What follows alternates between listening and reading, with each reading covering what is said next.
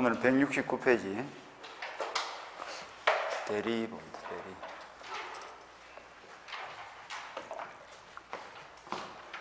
지금 이제 대충 본 것 같다, 그죠? 한번 물어볼까? 대리가 뭐예요?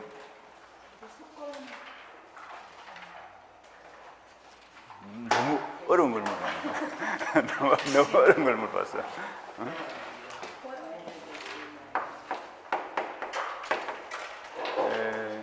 갑이 토지 100분지를 팔고 싶은데 주변 시세를 보니까 한 1억 정도 받을 수 있을 것 같아요. 부동산 전문가에게 물어보니까 수수료를 한 500만 원만 주면 5천만 원을 더 받아주겠다. 내가 팔까 맡길까? 맡기겠죠. 그래서 갑이 어리게 내 땅을 대신 팔아주세요 부탁을 했다. 그 부탁했다를 뭐라 그래요? 수권 이렇게 표현해요. 수권이라는 것은 요 100분지 토지 소유권을 넘겨주는 겁니까? 소유권이란 권리는 내가 그대로 가지고 있고 나를 대신해서 사무를 처리할 수 있는, 즉 소유권을 처분할 수 있는 권한을 주는 거예요. 수권할 때 권자는. 그럼 어뢰에는 뭐가 생겼을까? 소유자를 대신해서 사무를 처리할 수 있는 권한이 생겼다. 대리권 할 때 권자는 권한이고 소유권 할 때 권자는 권리입니다. 이때 권리를 가진 자를 뭐라 해요? 본인이다. 본인을 대신해서 사무를 처리할 수 있는 권한을 가진 자를 대리인이다 이렇게 표현합니다. 그런데 대리인이 권한을 행사하는 모양을 보니까 먼저 상대방 배에게 갑의 땅을 1억 5천에 사시겠습니까? 적극적으로 의사표시를 하죠. 이걸 뭐래? 능동대리 이렇게 표현합니다. 능동대리라는 것은 대리인이 능동적으로 대리행위를 했다를 줄임말이에요. 능동적 대리행위를 줄여서 뭐래? 능동대리 이렇게 표현합니다. 상대방이 사고 싶죠. 그래서 을에게 갑의 땅을 1억 5천에 사겠습니다. 상대방이 의사표시를 하면 대리인은 수동적으로 받겠죠. 그래서 수동적 대리행위를 줄여서 말한다. 수동대리 이렇게 표현합니다. 그렇게 해서 누구 이름으로? 본인의 이름으로 계약을 체결한 거예요. 그러니까 갑도, 을도 갑의 땅을 사시죠. 뱅도 갑의 땅을 사겠습니다. 본인의 이름으로 법률 행위를 했다.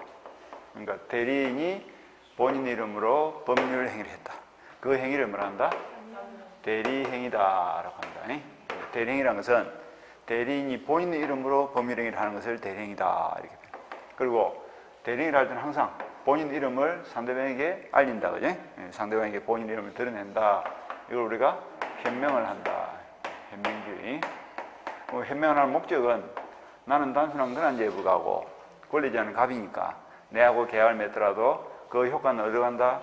권리자인 갑에게로 간다 하는 것을 상대방에게 인식을 시키는 거예요. 그러니까 상대방도 계약을 체결할 때 을하고 계약을 맺지만 그 효과는 어디로 간다? 본인한테로 간다는 걸 알고 계약을 맺는 거예요. 따라서 인식한 대로 그 대리 행위로부터 발생하는 모든 효과는 어디로 간다? 본인한테로 갑니다. 좋은 것만 가요? 나쁜 것도 가요? 좋은 건 나쁜 가리지 않습니다. 모든 효과는 본인에게로 기속이 된다. 여기 대리제도의 기본 구조예요. 그러니까 대리가 묻고 물어보면 그냥 읽으면 돼. 대리인이 본인의 이름으로 상대방과 의사표시를 하거나 받음으로써 대리행위를 하고 그 효과를 본인에게로 기속시키는 제도를 대리제도로 한다 이렇게 읽으면 되겠죠. 이렇게 읽으면 됩니다. 자, 책을 한번 볼까요? 169페이지 의의가 나와 있죠. 그것도 이 타인이 되는데 이 타인이 누굽니까? 대리인이죠. 항상 주체가 대리인입니다. 대리인이 누구 이름으로? 본인의 이름으로 법률 행위를 하거나 의사표시를 수령하여. 그러니까 하는 것은 무슨 대리? 능동대리. 수령하는 것은 수동대리. 그렇게 해서 대리행위를 하고 그 법률 효과는 어디로 간다? 직접 본인에게 생기게 하는 제도로서 제도로서 꺼내주고. 요까지가 대리 개념입니다. 그 다음에 일반적인 법률행위하고 차이점은 일반적인 법률행위는 행위를 하는 자가 효과를 받죠. 그런데 대리행위에서는 행위는 누가 하고? 대리인이 하고 효과는 누가 받고? 본인이 받고. 그러니까 행위를 하는 자와 효과를 받는 자가 분리되는 특징이 있는 것이 일반적인 법률행위하고는 차이점이다 이런 뜻이에요. 그 다음에 대리 종류. 임의 대리 돼 있다. 임의가 무슨 말? 자유롭게. 여기 임의예요. 여기. 본인의 수권에 의해서 대리권이 만들어지면 이런 대리를 말한다? 임의 대리다. 본인의 자유로운 의사에 의해서. 본인의 신뢰에 의해서 본인의 수권을 통해서 만들어지는 대리를 임의 대리다 이렇게 표현합니다. 그 다음에 법정 대리는 뭐냐면 저번에 우리가 미성년자 얘기했죠. 미성년자를 갖다 우리가 제한 능력자다라고 하고 혼자 생일을 해 못해. 능력이 부족하니까. 그래서 누가 도와줘? 법정 대리인이 도와준다. 그 법정 대리인 누가 됐죠? 친권자 되죠. 그러니까 아버지 어머니가 자식을 놓으면 자식이 아버지한테 나를 대리해 주세요라고 부탁하지 않더라도 당연히 대리권이 발생하는 거예요. 그런 대리를 말한다? 법정 대리다. 그리고 여러분도 지금 대리권이 있어 없어? 가만히 생각해보라. 무슨 대리권이 있는지. 애가 어려요? 막내가 그래요. 막내가 너뚱이 나왔나? 막내가 어려요? 네. 그것도 대리지만 결혼했어 안 했어? 혼자 살아? 그건 아니지. 결혼하면 저절로 또 대리권이 생겨. 그래서 감남과 얼려가 혼인을 하면 부부간에는 일상적인 가사행위에 대해서는 서로가 서로를 대리할 수 있는 권한이 생기는데 이게 우리가 일상가사 대리권 이렇게 표현합니다. 혼인신고를 딱 마치면 남편은 아내를 대리하고 아내는 남편을 대리해서 서로의 행동에 대해서 책임을 져줘야 돼. 근데 그 범위가 뭐로 제한되어 있다? 일상적인 가사행위로 제한되어 있다. 이것도 누가 대리권을 줬다 저절로 생겼다. 혼인하면 그냥 저절로 생겨. 법률의 규정에서 이것도 무슨 대리다? 법정 대리야. 그래서 법정 대리다. 그리고 일상가사 대리권도 법정 대리입니다. 그래서 뭐 친권자라든지 일상가사 대리권 이런 것들이 법정 대리다. 결혼을 왜 했는지도 몰라, 그죠? 왜 혼인을 했는지도 모르고 그냥 남이 하니까 나도 당연히 해야 되는 것 같다 이렇게 생각하고 하고 난 데는 뭘 해요? 아이고 내가 배기 해가지고 이거 생고생을 한다 이렇게 생각하고 또 안 하면 또 모르게 한번 해봤으면 좋겠다 이러고 인간이 그렇다 인간이 그렇다. 그래서 혼인하면 이 남편이 뭐 쌀집에서 쌀을 예상으로 먹었다. 그럼 아내에게 쌀집 주인이 쌀값 갚으세요 이러면 쌀 산 사람한테 받아서 이러면 돼 안 돼? 그게 안 된다고. 남편이 한 행위는 누구를 대리한 걸 본다? 아내를 대리한 걸 보기 때문에 아내가 책임져야 돼. 그리고 또 마누라가 애들 옷을 외상으로 샀다. 옷가게 아저씨가 남편 보고 당신 마누라가 옷을 사갔는데 옷값 갚으세요 이러면 모르게 마누라한테 받아라 이러면 돼 안 돼? 안 되는 거야. 아내의 행동은 뭐로 본다? 남편을 대리한 걸로 보기 때문에 남편이 책임져줘야 돼. 이게 일상가사예요. 그런데 남편이 고급 룸사롱에 가가지고 하룻밤에 술값 500만 원이나 썼네. 술집 주인이 와가지고 술값 갚으세요. 마누라 갚아줘 안 갚아줘? 그거는 왜 안 갚아줄까? 일상가사행위가 아니죠. 일상가사행위를 하는데 가정 공동생활 하는데 꼭 가서 술을 그렇게 500만 원씩이나 먹어야 될 이유는 없는 거 아니야. 마누라가 이제 옛날에 그 가발에 가가지고 막 이런 것도 있어. 팔레 보면 벽이 다 있다. 그 다음 능동대리, 수동대리 되겠죠. 의사부를 하면 무슨 대리? 능동대리. 받으면 수동대리. 육군대리, 무군대리. 대리권한이 있는 자가 본인의 이름을 행위라면 뭐예요? 육군대리고 대리권한이 없는 자가 본인의 이름을 행위라면 무군대리고 본인의 이름을 해야 돼. 본인의 이름을 하지 않으면 그 어떠한 대리도 될 수 없습니다. 무군대리도 그냥 대충 대리권한이 없는 자가 하는 행위다 이러면 틀려. 대리권한이 없는 자가 누구 이름으로? 본인의 이름으로. 그것이 무군대리입니다. 넘어가시고 삼면관계 이런 거 몰라야 됩니다. 그 다음에 대리권관계 서술에 보니까 대리권의 뜻이 나와 있죠. 대리권은 권리다, 권한이다. 권한이죠. 요 권한을 다른 말로는 지위 내지는 자격이다라고 합니다. 그리고 그대로 읽으면 돼. 대리권이 뭐고 물어보면 자 한번 읽어볼까? 누가? 대리인이 항상 그 대리 행위에서는 행위의 주체가 누굽니까? 대리인이 그래서 본인이 수권하면 대리인이 모든 의사를 결정합니다. 그러니까 상대방을 누구로 할 것인지 어떤 조건에 계약할 것인지 대리인이 권리 주체하자면 행위 주체가 되는 거예요. 그래서 누가 대리인이 누구 이름으로? 본인 이름으로 누구와 상대방과 뭘 한다? 대리행위를 하고 그 효과는 어디 간다? 본인에게로 귀속시킬 수 있는 지위 내지는 자격을 대리권이라 하고 그 성질은 권리다, 권한이다. 권한이다 이렇게 이러면 되겠죠. 그게 대리권의 뜻이에요. 그 다음에 대리권 발생 원인 그 똑같아. 법정 대리권은 어떻게 발생한다 했죠? 본인이 대리권을 줬다 법률의 규정에서 저절로 생겼다. 저절로 생겨요. 본인의 의사와 관계없이 대리권이 발생하면 그것이 법정 대리입니다. 본인의 의사와 관계없이. 혼인을 하면서 내가 대리권을 마누라한테 줬다 안 줬다? 안 줬죠. 안 줬지. 혼인신고하면 저절로 생긴다니까. 내가 마누라 보고 나를 대리해 주세요 라고 말한 바가 있어 없어? 마누라가 내보고 나를 대리해 주세요 하는 말한 바가 없잖아. 그래도 부부 사이에서는 뭐가 돼? 당연히 대리권이 발생하는 거예요. 혼인신고를 하면. 그러니까 법정 대리권 발생 원인은 그 봐봐라. 친권자처럼 자식을 놓으면 저절로 생기고, 그 다음에 일상가사 대리 하는 말이 보이죠? 일상가사 대리처럼 혼인을 하면 저절로 생기고, 누가 대리권을 줬다 안 줬다? 안 줬다. 그렇게 보면 돼요. 본인의 의사와 관계없이 법률의 규정에서 만들어진 대리다. 그 정도만 보시면 돼요. 밑에 후견인 이런 건 지금 볼 필요 없어요. 중개사 시험에 후견인 문제는 안 나옵니다. 그거는 이제 친족 상속의 문제이기 때문에 안 나와. 그 다음에 그거 쭉 가서 밑에 임의대리권은 어떻게 생겼다? 여기네요. 임의대리권은 어떻게 발생했어? 수권을 통해 발생했지. 수권을 누가 했어요? 본인의 자유로운 의사에 의해서. 그래서 본인의 신뢰를 전제로 뭐 이렇게도 표현하면 되겠죠. 표현을 다양하게 하면 돼. 꼭 수권 이렇게만 딱 고집을 하지 말고 수권을 조금 더 다른 말로 표현하면 본인이 부탁을 받았어. 그럼 본인이 왜 부탁했을까? 내보다 나으니까 부족하니까. 내보다 나으니까 부탁이지. 그럼 다르게 보면 어떻게 해? 본인의 신뢰를 통해서 이래도 관계없고, 또 다르게 표현하면 본인의 자유로운 의사에 의해서 이래도 관계없고. 그러니까 표현을 하는 방식은 다양하다고. 그러니까 공부를 할 때 다양하게 공부를 하셔야 돼. 그래야 나중에 응용력이 생긴다고. 다 한 개 말은 나는데 표현을 싹 바꿔버리면 못 알아듣는 거예요. 그러니까 그렇게 얕은 공부를 하면 안 되고 두껍게. 그 다음에 대리권의 범위 똑같아. 법정 대리권은 어떤 범위 내에 생기라 하면 되지? 법률 내에서 정한 범위 내에 생기라 하면 돼. 시험에 별로 안 옵니다. 그 다음에 임의 대리권은 어떤 범위 내에서?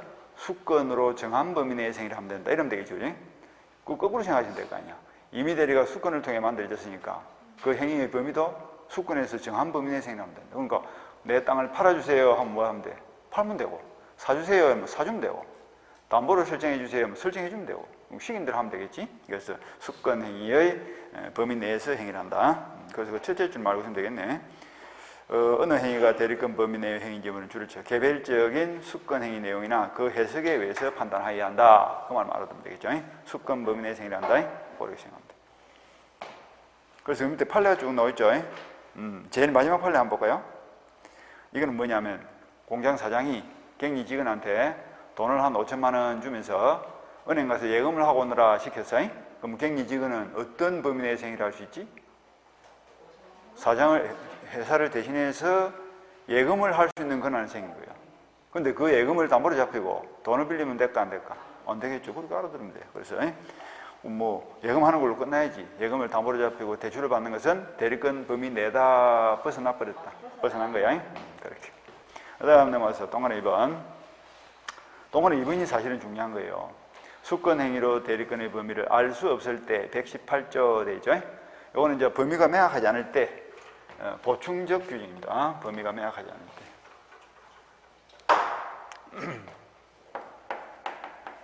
간혹 시험에서 물어보는 거.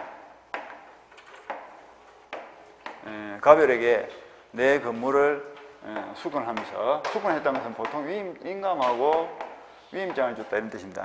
그럼 수권을 받은 을에게는 뭐가 생겼을까? 임의대리권이 발생했겠죠. 그런데 을이 위임장을 읽어보니까 뭐라 되어 있다? 알아서 잘 관리해 주세요. 이렇게만 딱 되어 있는 거야. 이거 팔으란 건지 고치란 건지 빌려주란 건지 알 수가 없네. 범위가 명확하다, 불명확하다. 그럼 불명확하다면 이 경우에 대리인이 할 수 있는 행동은 뭐냐? 여기에 대한 이야기예요. 먼저 보존행위. 보존행위란 것은 고장난 걸 고친다 이런 뜻이야. 전기수도가 고장났다 고치는 거 이런 게 보존행위인데, 이 보존행위는 본인한테 피해를 준다 안 준다? 피해를 주는 것이 아니기 때문에 제한을 할 필요가 없어. 그래서 보존행위를 뭐 할 수 있다? 무제한으로 할 수 있다. 그 다음에 이용, 계량행위. 이용이 무슨 말이냐? 한글로 쓰면 이용, 한자로 쓰면 두 가지가 있다. 요 이용도 있고, 요 이용도 있다. 그지? 한글이 그러니까 어려운 거예요. 한글이 어려워. 요건지 헷갈려. 오늘 운빨이 어떻게 되는가 한번 봅시다. 찍어봐라. 시험장 가서도 그날 운이 참 중요한 거예요. 그지? 사실 문제를 풀면 모르는 게 있어요, 없어요? 당연히 있겠지. 다 아는 게 나오지는 않을 거 아니야. 그럼 찍어야 돼, 안 찍어야 돼? 그게 운빨이라니까. 확 찍었는데 맞으면 합격하는 거고, 뭐. 안 맞으면 그래도 합격하는 거고. 그 찍어 합격하겠나, 그지? 안 찍어도 합격해야지. 한번 찍어봐라. 몇 번? 2번 같죠? 이용이 뭐냐면 이익을 창출한다 이런 뜻입니다. 요 이용은 뭐냐면 이치대로 사용한다 이런 뜻인데, 요 이치대로 사용한다를 우리가 표현을 어떻게 하냐면 용도에 따라서 사용한다 이렇게 표현합니다. 용도에 따라서. 이런 말이 이제 전세권이나 임차권에 가면 나와. 만약에 사무실 용도로 건물을 빌렸다. 그럼 어떻게 사용해야 된다고? 그 건물을 사무실로 써야지. 사무실 용도로 빌려가지고 단란주의만 하면 돼, 안 돼? 그게 뭐야? 용도에 위반한 거야. 그럴 때는 전세권이 소멸되는 이런 현상이 발생하죠. 그게 이제 요 이용이고, 근데 여기서 말하는 이용은 이익을 목적으로 사용한다. 즉 말해서 임대차를 생각하시면 돼. 건물을 빌려주고 매달 100만 원씩 임대료를 받는다. 그 100만 원이 뭡니까? 이익이죠, 그죠? 그런 것을 이용행위다 이렇게 표현합니다. 자, 계량은 무슨 말이에요? 계량은 고치는데 어떻게 고친다? 양 좋게, 좋은 방향으로. 그래서 이걸 우리가 가치를 증가시킨다 이렇게 표현합니다. 좋은 방향. 양은 좋은가 이거? 양.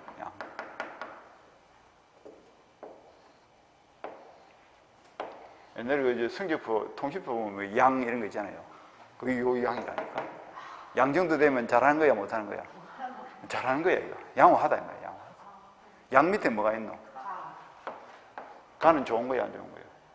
가도 뭐야? 지금은 조금 부족하지만 가능성이 있으니까 열심히 해라 이런 뜻이죠. 가야 돼. 양 후에는 뭐가 있노? 아주 아름다운 점수가 있네. 그 정도 되면 참 아름답게 산다. 잘하는 거야. 미중동을 봐도 잘하는 거야. 그 후에는 뭐가 있지?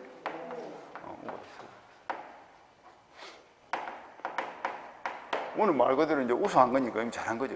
그 외에는 뭐가 있어? 수가 있죠. 수 정도 되면 뭐야? 빼어나다, 특출하다. 그러니까 나쁜 게 없어. 수, 미, 양. 다 좋은 거예요. 그지? 그러니까 애가 욕을 받아왔다 이러더라도 구박하면 돼, 안 돼? 가능성이 있다. 열심히 해봐라. 이렇게 격려해야지. 아이고, 찌질하고 이 가문이 없는 점수를 받아가지고 이 뭐하는 구박하면 안 돼. 구박하면 그게 어디로 돌아와? 자기한테 돌아온다니까. 자기가 중개사 시험 치면 몇 점 나와? 막 25점 나오고 막 이러거든. 가도 안 된다, 이거는. 가는 그래도 35점, 40점 되는 기간인데, 이거는 뭐고 25점 받아, 찔찔을 사고, 가슴 아프다, 그지? 그러니까 이제 옆에 있는 사람이 30점 받은 거야. 부러 죽어. 나는 20점 받았는데 옆에 친구가 30점 받았다니까. 민법을. 와, 니 그림 많이 맞았네. 이래서 자꾸 가가야죠, 그지? 30점 보고 막 부러워하고 해서 하니까. 그런 날이 머지않아서 올 겁니다. 한 두세 달 지나면 이제 모의고사 치면 이제 25점 받고 막 어떤 사람 10점 받아가지고 막 쪽팔려서 말도 못하고 기 죽으면 돼, 안 돼? 기가 죽으면 안 돼. 그래도 기는 살아있는 거야. 기는 살아있는 거야. 뭐라고요? 가능성이 있잖아. 가능성이 있잖아. 이렇게 생각하면 돼. 그래가지고 몇 점 받으면 돼? 뭐 60점 받으면 되니까. 우리 애들은 학교 가면 100점을 받아야 되죠. 근데 우리는 몇 점? 60점만 받으면 되잖아. 그러니까 점수가 다른 거야. 그러니까 우리는 40점 접어주고 들어가거든. 그러니까 얼마나 편하냐. 기죽지 말고 열심히 하시. 되겠죠? 이용 계량이 뜻은 알았고, 요거는 무제한할 수 없고 성질을 변화시키지 않는 범위 내에서 할 수 있다. 이러면 돼. 예를 좀 많이 알고 있습니다. 이게 뭐지? 밭이죠. 밭을 관리해 주세요라고 맡겼는데, 요거는 뭐예요? 논이죠. 전답할 때 논이야. 논으로 바꾸면 돼, 안 돼? 이게 안 되는 거예요. 성질을 바꾸면 안 돼. 지목을 바꿔. 이건 뭐야? 돼지죠? 바꾸면 돼, 안 돼? 안 되는 거야. 그 중개사가 기본적인 한자는 알고 있어야 돼. 그래야지 등기부도 읽을 수 있지. 지금은 등기부가 한글로 돼 있죠? 근데 중개업을 하다 보면 맨날 뭐 일제시대 때 등기부도 막 봐야 될 필요 생기고 이러거든. 그건 전부 다 한자로 돼 있어.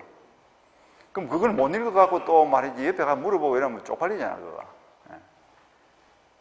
심지어는 사진 찍어 내한테 보낸 사람도 있대. 교수님 한번 읽어주세요. 얼마나 다행이고, 그죠? 옆에 중개사한테 물어보면 어떻게 해? 소문난다니까. 나는 소문 안 낸다, 이가. 누구다, 이래 소문 안 되잖아. 그런 게 있으면 옆에 중개사한테 물어봐, 안 물어봐? 물어보면 안 돼. 물어보면 자기 신용이 떨어져. 그러니까 이 조심해야 돼. 영업을 할 때 항상 그 살얼음을 걷듯이 자기 품위 유지를 잘해야 된다. 그래가지고 그 일대에서 뭐다? 능력 있는 중개사들 이렇게 소문이 나야 돼. 그래서 소문 듣고 오지. 저 중개사는 찌질해가지고 이것도 모르고 저것도 모르고. 그러면 이제 간다 안 간다? 안 가. 이 중개사 사무실에 들어가는 사람은 전 재산을 들고 들어가거든. 예민해 안 예민해? 엄청 예민합니다. 그러니까 계약 맺다가도 조금 기분이 이상하면 뭡니까? 다음에 올게요 이러면서 가보는 사람도 있다니까. 그만큼 예민하다고. 뭐 1, 2천만 원이 왔다 갔다 하는 게 아니잖아. 수억이 왔다 갔다 하니까 예민하거든. 그러니까 가장 중요한 게 뭐라고? 신뢰를 주는 거예요. 신뢰를 주기 위해서 뭐가 있어야 될까? 실력이 있어야 되고, 그게 어떻게 돼? 소문이 나야 돼. 그래야 찾아온다. 아, 저 중개사 확실하다. 딱 어떻게 등기까지 다 해주더라. 뭐 이런 게 소문이 나야 돼. 등기도 해보면 돼요. 되죠. 등기를 업으로 하면 돼, 안 돼? 안 돼. 그 법무사법 위반이야. 그런데 해요, 안 해요? 아, 안 해야 되는데, 내가 이렇게 가르쳐줘야 되나, 이런 걸? 하지 마라 하는 걸 하면 돈이 돼, 안 돼? 아직도 세상을 덜 살았나? 왜 하지 마라 그래? 하면 좋으니까 하지 마라 하잖아. 왜 하려 그래? 하지 말라는 이유가 뭡니까? 하려 그러니까 하지 마라 한다, 이거. 안 하는 건 하지 말라고 규제를 해야 안 해요? 안 합니다. 뭘로 규제할 끼고? 지리산 밑에 그 그린벨트를 묶어, 안 묶어? 지리산 밑을 뭐하려고 그린벨트를 묶을 거냐? 그럼 가만히 냅둬도 사람 가서 뭐 건물 짓고 뭐 하고 개발할 사람이 아무도 없는데. 그런데 도시 근방에 그린벨트를 묶잖아. 왜? 풀어놓으면 막 난개발이 이루어지니까. 그러니까 할라 하니까 못하도록 하는 거 아니야. 거꾸로 생각해봐. 왜 할라 하지? 돈이 되니까 할라 하는 거 아니야. 응? 그래서 국가에서 뭘 하지 마라 이러면 거꾸로 생각해. 아, 저거 돈이 되는구나. 이렇게 생각하면 된다고. 알았어요? 등기는 법무사만 하도록 돼 있어, 업으로. 왜? 그럼 거꾸로 얘기하면 중개사는 못 하도록 돼 있는 거 아니야. 왜? 하면 돈이 되니까. 그럼 어떻게 해야 될까? 하면 되지. 어떻게? 피해서 하면 돼, 피해서. 참, 세상 이치가 그렇다. 하지 마라 이러면 역으로 생각하는 거야. 돈이 되는구나, 이렇게 생각해. 그럼 어떻게 돈이 되는 거? 머리를 굴려가지고, 그 길을 찾아가면 되겠지, 이렇게. 그 다음에 이제 이렇게 되고, 저번 행위는 해요, 못해요? 알아서 해달라 했는데 팔아먹으면 돼, 안 돼? 안 되는 거죠. 세 개를 딱 알고 있습니다. 이 중요한 거예요. 우리 책에는 뭐 이번 일이 간단하게 되어 있는데, 시험에서 자주 물어보는 겁니다. 책에는 뭐 두 줄로 쭉 돼가지고 뭐 어떻게 없네. 그것까지 보시고. 그 다음에 대리권 남용은 나중에 본수업 가서 가르쳐 드릴게. 그 다음에 대리권 제한. 양가로 4번의 대리권 제한 부분은 출발을 잘 하셔야 돼. 자, 이렇게 한번 물어볼까? 대리권 범위를 벗어났기 때문에 못하도록 제한을 할까? 아니면 대리권 범위 내의 행위지만 못하도록 제한을 할까? 에? 센스를 한번 발휘해봐라. 에? 또 1번, 2번 적어줘야 되나? 이 객관식에 특화되어가지고 큰일이지. 범위를 벗어났기 때문에 제한한다. 1번. 범위 내의 행위지만 제한한다. 2번. 2번이죠, 그죠? 1번 같은 거는 당연한 거기 때문에 우리가 물어볼 필요가 없는 거 아니야. 그래서 범위 내의 행위지만 대리 행위를 못하도록 제한을 합니다. 왜 그럴까? 본인의 이익 보호를 위해서 취지가 그런 거예요. 그래서 그거 이제 세 가지 나와 있죠. 자기계약 쌍방대리부터 한번 볼까? 자기계약 쌍방대리. 자기계약이라는 것은 자기 스스로가 계약의 당사자가 된다 이런 뜻이에요. 초점이 어디 있다? 본인의 이익 보호에 있는 거예요. 갑이 토지를 을에게 팔아주세요. 수건했어. 을에게는 뭐가 생겼을까? 임의대리권이 생겼죠? 근데 그 대리권의 내용이 뭡니까? 매도야, 매도. 매도할 수 있는 건 아니 생겼어. 근데 대리인이 가만 보니까 그 땅이 마음에 들어. 앞으로 땅값도 많이 오를 것 같아. 그럼 지가 그 땅을 매수할 수 있냐, 이거지. 자기가 사버리면 그게 자기 계약이야. 근데 이걸 한다, 뭐 한다? 못 한다, 이거야. 왜 못하냐? 만약에 자기가 그 땅을 살 수 있도록 허용을 해준다면 이 토지가 시세가 1억 정도 가는 거라 할지라도 혼자서 계약명이니까. 그러니까 을 혼자서 갑을 대신해서 매도는 되고 자기 스스로 매수인이 돼가지고 혼자서 계약을 체결하면 을 가격을 7천만 원 이렇게 결정해버리면 본인은 가만히 앉아서 뭐야? 시세에 비해서 한 3천만 원 손해보는 꼴이 되겠죠? 그러니까 이 자기 계약은 본인한테 이익이 될까 손해가 될까? 손해가 될 가능성이 높은 거야. 그래서 하라 하지 마라. 본인의 이익 보호를 위해서 못하도록 하는 거야, 자기 계약은. 이 부동산 정가가 있어요, 없어요?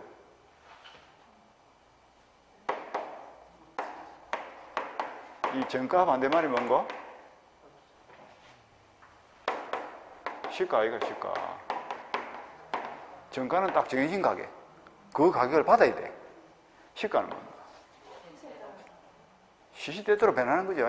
내 마음대로 부를 수 있는 게 시가 아닙니까? 근데 부동산은 정가가 있어요, 없어요? 없지. 옆집 땅이 팽당 1,000만 원에 팔렸다 해가지고 내가 꼭 1,000만 원 받아야 됩니까? 그런 법은 없다고. 옆집 땅이 팽당 1,000만 원에 팔려도 나는 2,000만 원 받을 수도 있는 거예요. 근데 내 땅을 산 사람이 갑자기 와서 하는 말이 어저께 뭐 옆집 땅은 1,000만 원에 팔렸다는데 당신 왜 내한테 2,000만 원 받고 팔았냐? 사기친 거 아이가? 말이 돼, 안 돼? 말이 안 돼. 내가 부르기 값이라니까. 그게 시가야. 그러니까 부동산은 가격을 속인다는 것은 있을 수가 있다, 없다? 없다. 가격을 속인다는 개념이 있을 수가 없는 거예요. 그러니까 부동산은 우리가 뭐 손해보면 무조건 뭐라 합니까? 갖다 붙이는 게 사기죠. 근데 사기가 돼, 안 돼? 사기가 안 되는 거야, 이거. 사기라는 건 속이는 건데, 이게 속인다는 개념이 있을 수 없거든. 부르기 값이니까. 이거 시가상당이지. 그래서 부동산 정가가 있기 때문에 주변 시세가 1억 간다 했더라도 혼자서 계약 맺으라 이러면 이걸 1억 이상 주진 않을 거 아니야. 1억보다 적게 주려고 하겠지. 그러니까 본인한테 피해가 되니까 자기 계약 못 한다. 이게 자기 계약 못 한다. 그 다음에 쌍방대리도 못 합니다. 쌍방대리는 뭐냐면 가별에게 땅을 팔아주세요. 매도할 수 있는 걸 안 줬는데 그 땅에 관심 있는 제3자 병이 또 수권하기를 그 땅을 내한테 좀 사주세요 라고 수권했어. 그럼 을 혼자서 갑을 대신해서 매도인이 되고 병을 대신해서 매수인이 될 수 있다면 혼자서도 계약 맺을 거 아닙니까? 쌍방을 대리해서. 그러면 갑하고 친하면 비싸게 팔아줄 거고 병하고 친하면 싸게 사주려고 노력하겠죠? 그러니까 둘 중 한 명이 또 피해를 볼 수밖에 없다. 한다 뭐 한다. 그래서 이것도 안 된다 이런 거야. 안 된다. 그렇게 하고 싶습니다. 여기 자기 계약 쌍방 대리 못 하도록 합니다. 그 다음에 밑에 공동 대리란 말이 있죠. 공동 대리. 우리 이제 가족법상 공동 대리가 바로 친권자입니다. 친권자는 통상적으로 몇 명입니까? 2명이 정상이죠. 근데 아버지가 술을 많이 먹어가지고 먼저 갚아버렸다. 그럼 친권자 몇 명이요? 또 엄마 혼자 있을 수도 있죠. 또 뭐 이혼을 했는데 아버지가 친권을 포기했다. 그럼 뭐요?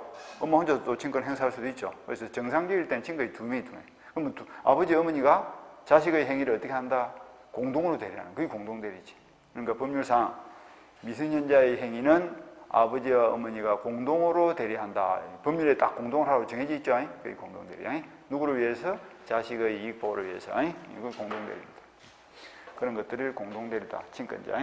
그리고 임의대리도 마찬가지야. 수권 행위를 하면서 공동으로 하세요. 여러 사람에게 대리권을 주면서 공동으로 하세요라고 제안을 붙이면 또 공동대리가 될 수 있어요. 공동대리. 대리권 소멸 이런 거 볼 필요 없고. 그 다음에 대리행위도 그냥 읽으면 되겠다. 이거 한번 읽어볼까요? 요 대리행위 있네. 대리행위 본인의 이름으로 상대방과 법률행위. 본인의 이름으로 하는 법률행위를 말한다? 대리행위다. 대리행위를 할 때는 항상 누구 이름, 본인의 이름을 해명을 해야 돼. 그래서 그 첫째 줄에 대리권 범위 내에서 본인을 위한 것임을 표시하여 상대방에게 의사표시를 하거나 의사표시를 수령하는 그 대리행위를, 그 법률행위를 대리행위를 한다. 자, 넘어가고 현명주의. 그러면 본인을 위한 것임을 표시한다 할 때 본인을 위한다는 의미가 뭐냐 이게요. 본인을 위한다는 것은 본인의 이익을 위해서, 효과 기속을 위해서, 본인의 이름을 상대방에게 알리는 이유는 그 계약에서 발생하는 모든 효과가 들어간다? 본인한테 들어간다 하는 것을 상대방한테 알려주는 거예요. 본인의 이익을 위한 것이 아닙니다. 효과 기속을 위해서. 그래서 셋째 줄에 줄을 치면 되겠죠. 본인의 이익을 위한 것을 뜻하는 것은 아니다. 그럼 뭐란 말이요? 효과 기속을 위한다는 건데. 우리 책에는 그 명확하게 안 나와 있다, 그죠? 셋째 줄에 본인을 대리한다는 뭐 뜻이고 이렇게 돼 있는데, 그게 이제 본인의 이익을 위한다. 효과 기속을 위한다는 뜻이. 효과가 본인한테 한다. 그 다음에 이번에 해명을 하면 효과가 어디로 갑니까? 본인한테 가겠죠? 그럼 해명을 안 하면 어떻게 할까? 해명을 하지 않으면 상대방이 본인의 존재를 알아요, 몰라요? 모를 거 아이가. 그러니까 상대방은 당연히 을을 당사자라고 계약을 맺겠죠? 그러니까 누가 책임져야 돼? 대리인지가 책임져야 돼. 그런데 해명을 하지 않았다 할지라도 상대방이 어떤 경로를 통해서든 본인의 존재를 알았거나 알 수 있었다는 게 입증이 되면 그때는 어떻게 될까? 본인한테 효과가 가는 거예요. 그래서 둘째 줄에 그러나 돼 있죠.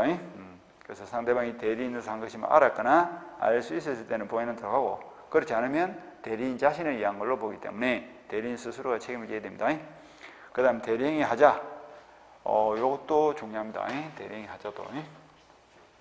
대리인이 행위를 하는 과정에서 하자가 있냐 없냐를 누구를 기준으로 판단할 거냐 하는 건데 구조가 이래요. 구조 파악을 잘 하시면 돼요. 대리 행위에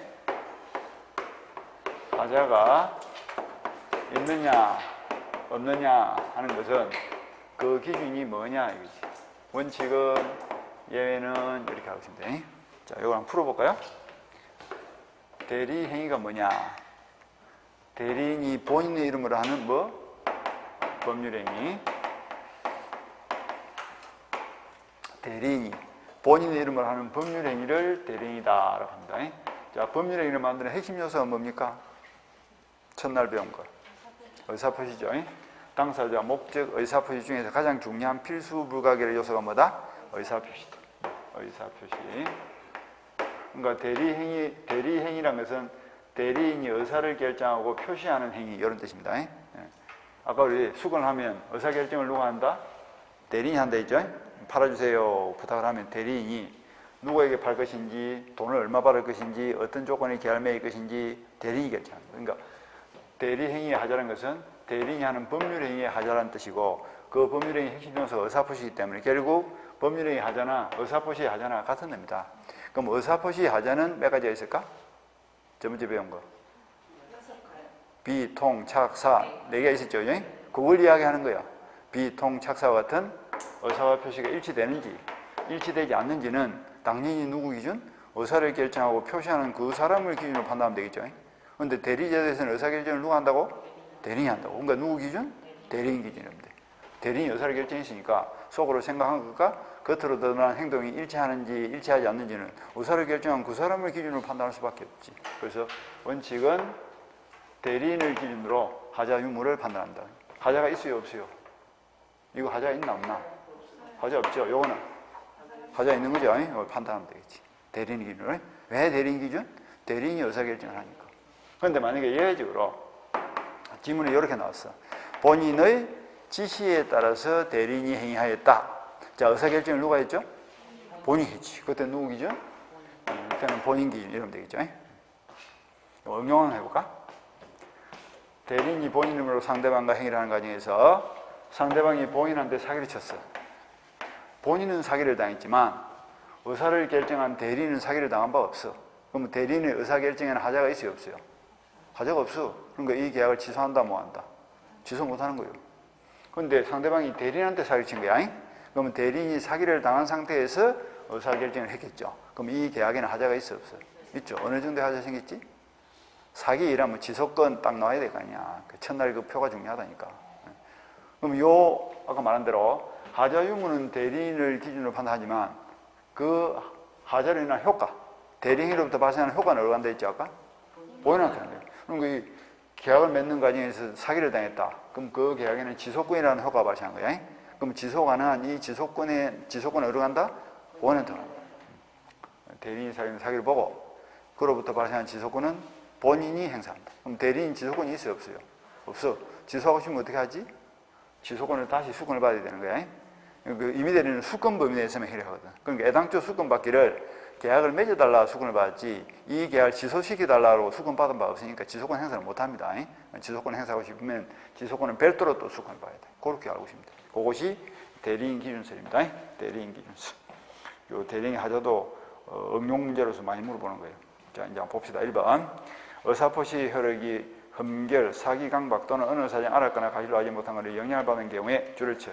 그 사실 유무는 그 사실이 무슨 사실입니까? 하자 사실이죠. 그 하자 사실 유무는 누구를 표준하여? 대리인을 표준하게 결정한다. 그 이유가 뭐죠? 대리인이 의사를 결정했으니까 의사와 표시가 일치되는지 그렇지 않은지 하는 것은 의사를 결정한 그 사람을 판단한 거예요. 근데 이번에 보니까 쭉 가다가 본인의 지시에 쫓아 행위를 한 때 줄치고 의사결정을 누가 했어요? 본인이 했죠. 그러니까 모든 것은 누구 기준? 본인 기준입니다. 그래서 본인이 알았으면 알은 거고 몰랐으면 몰란 거지 대리인이 몰랐으니까 나는 선이다라고 주장할 수는 없는 거예요. 대리인의 부지를 주장하지 못한다 이렇게 돼 있죠. 부지가 무슨 말이에요? 못했다, 알지 못했다, 선이죠 선이. 부지나 선이나 같은 말이죠. 알았다는 뭐야? 악이, 몰랐다는 선이 아닙니까? 부지는 뭐야? 몰랐다는 뜻이다. 그러니까 부지란 말이나 선이란 말이나 같은 말이에요. 그 다음에 대리인의 능력. 대리인은 행위 능력 제한을 요하지 않으므로 거기다 줄을 딱 치고, 대리인은 행위 능력 필요 없어요. 그렇지만 의사 능력은 있어야 됩니다.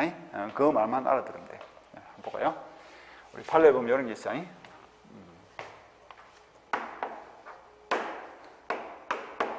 게임 회사 사장이 소문을 듣자니까 18세의 미성년자가 게임에 대해서는 기가 막힌 재주를 가지고 있다는 소문을 들은 거예요.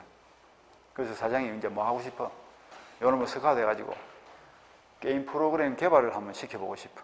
그래서 3월 1일 날 갑이 어를 불러가지고 우리 회사에 들어와서 프로그램 개발을 하면 월급을 많이 줄게. 공부 해봐도 필요 없다. 네 가만 보니까 게임은 잘해도 공부는 별로 못하는 거인데 이거 재능 있는 걸 해라. 이러니까. 그래서 이제 수건해가지고 어려게 임의 대리권이 생겼어요. 미성년자의 대리권을 줬다고. 그러니까 이 미성년자인 대리인이 상대방 뱅과 3월 1일 날 회사 이름으로 게임 프로그램에 관련된 계약을 맺은 거예요. 그럼 그 법률 행위, 즉 대리 행위로부터 발생하는 모든 효과는 어디가 합니까?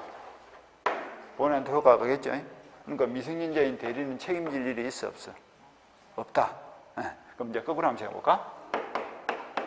미성년자와 같은 제한 능력자에게 행위를 못하도록 제한을 하는 이유가 뭡니까? 미성년자 보호를 위해서, 미성년자와 거래를 맺은 상대방 보호를 위해서, 미성년자 보호를 위해서. 만약에 미성년자에게 자유롭게 행위를 할 수 있도록 허용을 해줘버리면 어떤 문제가 생겨? 밖에 나가서 행위를 하는 쪽죠. 상대방한테 당하겠죠. 그럼 머지않아서 망할 거예요. 그래서 미성년자 보호 차원에서 아예 행위를 못하도록 묶어놓은 거예요. 행위를 하면 왜? 손해볼 위험성이 크니까. 그럼 반대로 한번 생각해볼까? 미성년자가 행위를 하더라도 손해를 볼 위험성이 전혀 없다면 묶을 이유가 있을까 없을까? 그럼 풀어줘야지, 행위를 하도록. 묶는 것은 최소로 제한해야 되고 허용하는 것은 최대한 보장을 해야 되기 때문에. 그러니까 국민의 기본권은 최대한 보장, 최소 제한, 이게 기본 원칙이야. 이거. 제한할 때는 최소한 제한을 해야 되고 보장할 때는 최대한 보장하는 게 기본 원칙이기 때문에 미성년자도 대한민국 국민이고 자신의 재산권을 행사함에 있어서 제한을 할 때는 최소 제한 원칙에 따라서 부득불 손해가 될 때만 제한하게 되는 뜻입니다. 손해가 안 되는 건 제한할 이유가 없는 거지. 손해볼 일 없으니까. 보호제도에 어긋나지 않잖아. 그런데 18세 미성년자가 대리인 자격으로 행위했다면 그 결과에 대해서는 책임을 져야 안 져? 책임지지 않습니다. 그러니까 손해볼 일이 있어 없어? 없는 거예요. 미성년자가 자기 자신의 행위를 하면 지가 책임져야 되기 때문에 그거는 못하는 거야. 하지만 남의 행위를 대신하는 것은 자기가 책임질 일이 없는 행위이기 때문에 해도 된다 안 된다? 된다. 그러니까 미성년자도 남의 대리인이 돼 안 돼? 되는 거예요. 따라서 완벽한 대리권을 갖춘 상태에서 행위를 한 것이기 때문에 이 행위에는 하자가 있어 없어? 하자가 없는 거예요. 그러니까 나중에라도 갑은 병을 찾아서 3월 1일 날 우리 대리인이 행위를 할 당시에 미성년 상태고 따라서 이 계약은 하자가 있으니까 나는 취소하랍니다. 돼 안 돼? 안 돼. 이 행위는 미성년자의 행위다. 본인의 행위다. 본인의 행위를 대리한 거예요. 따라서 하자가 없는 거예요.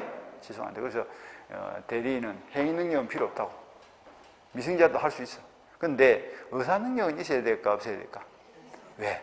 아까 대리제도에서 의사결정을 누가 한다?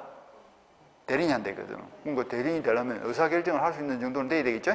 그러니까 대리인은 행위 능력은 필요 없다. 하지만 의사 능력은 있어야 된다. 그렇게 하고 싶다. 그게 이제 대리행위, 대리인 능력입니다. 그래서 제한 능력자라도 의사 능력만 있으면 대리행위를 할 수 있다. 제한 능력자, 즉 행위 능력은 필요 없다고. 의사능력이 있어요. 그 다음 복대리. 복대리 할 때 복제에 동감치고 중복 이렇게 죠. 중복. 자, 복이 뭘 줄임말입니까? 중복을 줄임말이야. 뭐 복을 준다 이런 뜻이 아니고 중복돼 있다. 중복. 중복이란 말은 대리인이 한 명이다, 두 명이다. 두 명이 나란히 있다, 겹쳐 있다. 나란히 있으면 뭐라지? 나란히 있으면 병존, 겹쳐 있으면 중복. 중복하고 병존하고 구별되죠? 시루떡처럼 겹쳐 있는 거예요. 겹쳐 있다. 대리 위에 대리가 겹쳐 있다. 이 복대리야. 갑이 어에게 내 땅을 팔아주세요 라고 수건했어. 어에게는 뭐가 생겼다? 임의 대리권이 생겼죠. 그런데 수건을 왜 했다? 왜 수건했을까? 내보다 나으니까 이렇게 답을 해줘야지. 내보다 모자란 놈한테 뭐 하려고 부탁하겠냐고. 내보다 나으니까 수수료 줘가면서까지 내 사물을 대신 처리해 주세요 이렇게 부탁한 거지. 그래서 이 수건의 밑바닥에 항상 뭐가 깔려 있는 거야? 본인의 대리인에 대한 믿음이 깔리는 거예요. 그러니까 이 대리인은 상대방하고 직접 행위를 해야지 바쁘다는 핑계로 자기 친구 병한테다 수건해가지고 네가 갑이 땅을 팔아봐라 사무실에 떠넘기면 돼, 안 돼? 안 돼. 본인은 어린이 능력을 믿고 부탁을 했지 어린이 친구를 믿고 부탁은 아니잖아. 그러니까 임의 대리인은 신뢰를 진실하기 때문에 원칙은 복대리를 임명할 수 있는 권한이 있다 없다? 없어. 자기가 직접 해야 돼. 복대리를 임명해가지고 대신 해라 이렇게 떠넘기면 안 되는 거예요. 그런데 예외적으로 본인의 승낙이 있거나 부득이한 사유가 있으면 또는 부득이한 사유가 있으면 복대를 심할 수 있어요. 무슨 말이냐면 사무일날 수건했는데 어리 가백에 전화를 해가지고 내가 요즘 사무 일이 바빠가지고 도저히 당신 땅을 사고 파는 사무실이 안 된다. 그런데 우리 친구 병이 부동산에 대해서는 내보다 더 전문가인데 우리 친구에게 일을 부탁해도 좋겠냐 하니까 본인이 말했다고. 정 네가 바쁘면 너가 친구한테 그냥 부탁해도 관계없다. 이거 본인이 승낙한 거예요. 그런 경우라든지 대리인이 막 교통사고 나가지고 병원에 누워버렸단 말이에요. 사무실이 안 될 거 아니야. 이거는 부득이한 사유가 있다든지. 이럴 때에는 임의 대리인도 뭘 할 수 있다? 복대리를 수임할 수 있어. 그럼 복대리를 수임할 때 누구 이름으로 수건하냐? 이게 중요한 거야. 대리인 자신의 이름으로 수건합니다. 그러면 대리인이 자기 자신의 이름으로 병에게 대리권을 준다는 것은 그 병의 행동에 대해서 책임을 지겠다 안 지겠다? 책임을 지겠다는 뜻이야.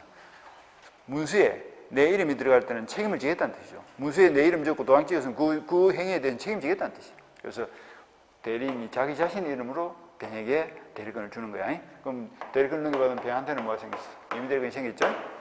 그런데 이 수권 행위는 보다시피 대리인이 자신의 이름으로 행위를 한 것이기 때문에 대리행위다 아니다. 아까 대리행위가 뭐였죠? 개념이 그러니까 빨리 잡혀야 돼. 개념이. 대리행위가 뭐예요? 대리인이 누구 이름으로?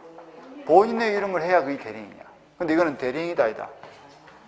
이 수권행위는 자기 자신의 이름을 한 거야. 본인의 이름을 한 것이 아니기 때문에 이건 대리행위가 아니야. 그리고 병의 대리권은 누구의 대리권부터 나타난 거다? 을의 대리권을 기반으로 해서 발생된 대리권입니다. 따라서 병에게 대리권이 발생했다 해서 기초가 되는 대리권이 없어져야 된다, 남아있어야 된다. 기초가 되는 대리권이 그대로 존재하고 있어야 돼. 이걸 기반으로 해서 이게 존재하는 거 아니야. 그러니까 대리인이 자신의 권한 범위 내에서 자기 자신의 이름으로 자신의 책임하에 다시 한 번 더 대리권을 넘겨주는 것이 복대리거든. 그래서 구조가 이렇게 된 거야. 을의 대리권을 기반으로 병이라는 대리권이 하나 더 생겼다 이런 뜻이야. 이 기반이 없어질 뿐 여기 존재 근거가 없어지잖아. 기초가 딱 깔려줘야 되겠죠.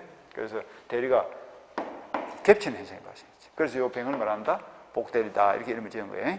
그런데 하는 행위를 보니까 상대방 A에게 갑의 땅을 사세요, 을의 땅을 사세요. 갑의 땅을 사세요라고 본인의 이름을 해명을 하겠죠. 그러니까 그 효과가 들어갑니까? 해명된 대로 본인한테로 효과가 갑니다. 그 점에서는 대리인이 상대방과 직접 본인 이름으로 행위를 한 거와 효과는 똑같은 거예요. 그런 점에서 병은 누구의 사물을 처리한다? 본인의 사물을 처리하니까 누구의 대리인이다? 본인의 대리인으로서의 지위를 가집니다. 자, 복대리 개념 한번 봅시다. 자, 병을 말한다. 복대리 이렇게 표현하는 거야. 이 중복대 있잖아요, 중복대. 이 중복대 있다, 이 복대리 하거든. 그래서 복대리가 뭐고 물어보면 대리인이 자기 자신의 이름으로 선임한 본인의 대리인을 말한다. 이렇게 답을 해야 돼. 대리인의 대리인이다. 이러면 틀려. 그리고 본인의 이름으로 선임했다. 이래도 틀려. 그러니까 개념에서 많이 틀립니다. 그래서 복대리가 뭐고 물어보면 대리인이 이래 누구 이름으로?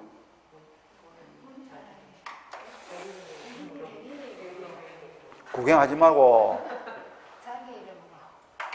일과 대리인이 자기 이름으로. 자기 자신 이름으로 선임한 본인의 대리인이다. 그게 복대리 뜻이에요. 복대리가 뭐고 물으면 대리인이 자기 자신의 이름으로 선임한 본인의 대리인이다. 이렇게. 자, 복대리 한번 봅시다. 의를 봅니다. 대리인이 그 권한 범위 내의 행위를 하기 위해서 줄을 칩니다. 대리인 자신의 이름으로 선임한 본인의 대리인을 말한다.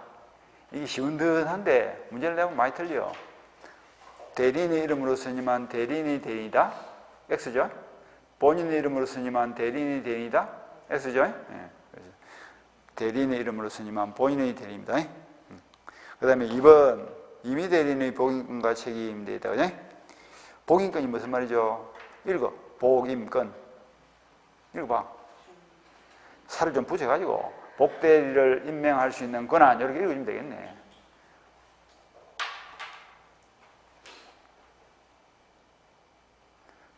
요즘 애들 말 줄여서 많이 쓰잖아, 그지?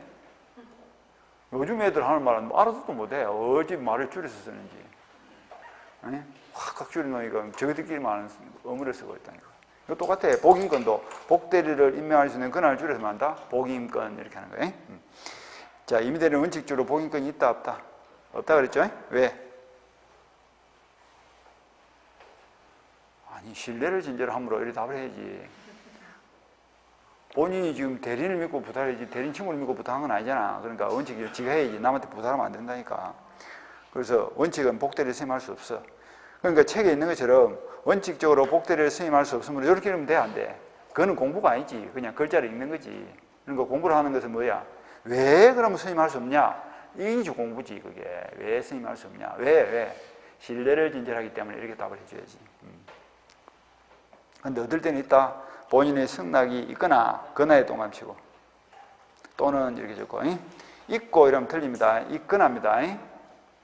있고 이러면 틀려. 있거나야. 또 부득이한 사유가 있을 때 그때는 복대를 심할 수 있다. 근데 이놈은 복대리가 일을 잘못해가지고 본인한테 피해를 준 거야. 이 경우에 을도 책임을 지거냐 하는 건데 생긴 모양을 딱 보니까 병의 대리권이 어디서부터 나왔노? 을의 대리권부터 파생된 거예요. 그래서 이것이 기반이 되는 이 대리권은 우리가 목거이다. 이거는 파생된 권리를 작거이다. 그러니까 을이 병에게 대리권을 줬다. 을의 대리권을 기반으로 해서 파생된 대리, 모자 관계를 있는 거예요. 그래서 자식이 잘못하면 누구도 책임져? 부모도 책임져. 그래서 이 병이 일을 잘못해가지고 부모한테 피해가 발생했다. 그럴 때는 을도 이 복대리 선임을 잘못했거나 감독을 소홀히 했다는 과실이 있을 때는 책임져야 돼. 그래서 선임감독상 과실 책임을 진다 이렇게 표현합니다. 그런 것들 보시면 돼요. 그 다음에 법정대리는 안 봐도 관계없습니다. 이 시험하고 크게 관계없어요. 항상 우리가 배우는 그 민법에서는 임의대리가 중요합니다. 법정대리는 주로 가족법상 대리고 임의대리는 재산법상 대리인데 중개사는 뭘 한다? 재산을 중개하는 거기 때문에 가족법상 행위에 대해서는 크게 신경 안 써도 됩니다. 그 다음 대리 효과도 볼 거 없고 아까 여기서 봤다. 예? 이렇게 해서 대리인이라면 그 효과는 어디로 갑니까?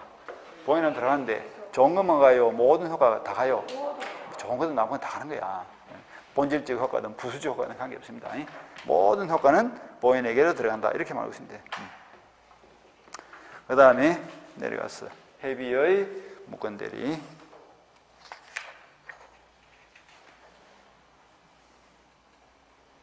요거는 조금 쉬었다 합시다.